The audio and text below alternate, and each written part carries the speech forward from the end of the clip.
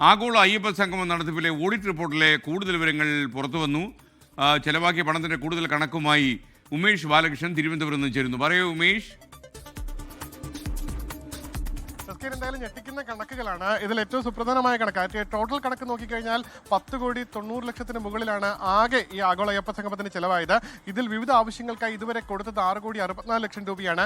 ഇനി കൊടുത്തു തീർക്കാനുള്ളത് 4,35,00,000 രൂപയും. അതേസമയം മുഖ്യമന്ത്രിയുടെ താമസത്തിന് വേണ്ടി മാത്രം 2 ലക്ഷം രൂപയാണ് ചെലവഴിച്ചത്. മുഖ്യമന്ത്രിയുടെ കട്ടിലും മെത്തയും വാങ്ങാൻ 1,11,365 രൂപ ചെലവഴിച്ചു. ഇത് ദേവസ്വം ബോർഡ് പമ്പ ഗസ്റ്റ് ഹൗസിലാണ് ഇവിടെ സൗകര്യമൊരുക്കിയത്. അതുകൊണ്ട് തന്നെ ഈ 1,11,365 രൂപ ഈ ദേവസ്വം ബോർഡിന്റെ ആസ്തിയായി മാറ്റുകയും ചെയ്തു. പക്ഷേ അത് എങ്ങോട്ട് മാറ്റി എന്നുള്ളത് ഈ ഓഡിറ്റ് റിപ്പോർട്ടിൽ കൃത്യമായി പറയുന്നില്ല. അതേസമയം കോർണർ ശോഭ, അതായത് അവിടെ തന്നെ ഉണ്ടായിരുന്ന കോർണർ ശോഭയ്ക്ക് 65,000 രൂപയാണ് ചെലവഴിച്ചത്.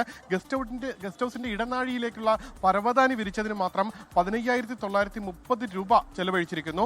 ഒപ്പം ഈ മറ്റ് സാമഗ്രികൾ, അതായത് വേദിയിലെ VIP ഭക്ഷണത്തിന് വേണ്ടി മാത്രം ചെലവഴിച്ചത് 30,000 രൂപയാണ്. ടാക്സി സംവിധാനത്തിന് 10,57,000 രൂപയും ഡീസലിന് മാത്രം 7,44,000 രൂപയും ചെലവഴിച്ചു. അതേസമയം ഇതിൽ ചില പൊരുത്തക്കേടുകളുള്ളത് കലാപരിപാടികളുമായി ബന്ധപ്പെട്ടാണ്. അതായത് നന്ദഗോവിന്ദം ഭജൻസ് നടത്തിപ്പിന് 8 ലക്ഷം രൂപ നൽകിയെന്നാണ് ഈ ബില്ലിലുള്ളത്. പക്ഷേ അത്തരമൊരു ഭജൻ അന്ന് അവിടെ നടത്തിയിട്ടില്ല എന്നാണ് കണ്ടെത്തിയിരിക്കുന്നത്. അതായത് നടത്താത്ത ഒരു പരിപാടിക്ക് 8 ലക്ഷം രൂപയുടെ ബില്ല് ഇതിൽ രേഖപ്പെടുത്തിയിരിക്കുന്നു. പക്ഷേ പണം നൽകിയിട്ടുണ്ടോ ഇല്ലേ എന്നുള്ളതിൽ ഇപ്പോഴും വ്യക്തതയില്ല.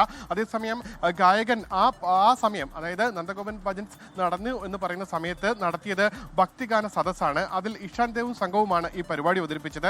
അതേസമയം മറ്റു 2 പരിപാടികൾ, അതായത് വിജയ് യേശുദാസും വീരമണിയും നടത്തിയ പരിപാടികളുടെ ഫണ്ട് ചെലവഴിച്ചതായി അല്ലെങ്കിൽ അതിന്റെ ബില്ല് ഇപ്പോഴും ഈ കണ്ടെത്താൻ കഴിഞ്ഞിട്ടില്ല.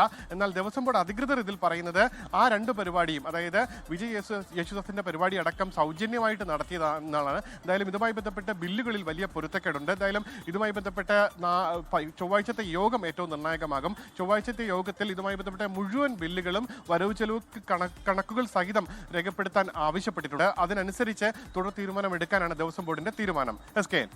ലോകത്തെവിടെയായാലും ഏത് സമയത്തും 24 വാർത്തകളും ഓഗ്മെന്റഡ് റിയാലിറ്റി പാക്കേജുകളും എക്സ്പ്ലെയിനറുകളും വിശദമായി കാണാൻ ഞങ്ങളുടെ YouTube ചാനൽ നിങ്ങൾക്ക് സബ്സ്ക്രൈബ് ചെയ്യാം.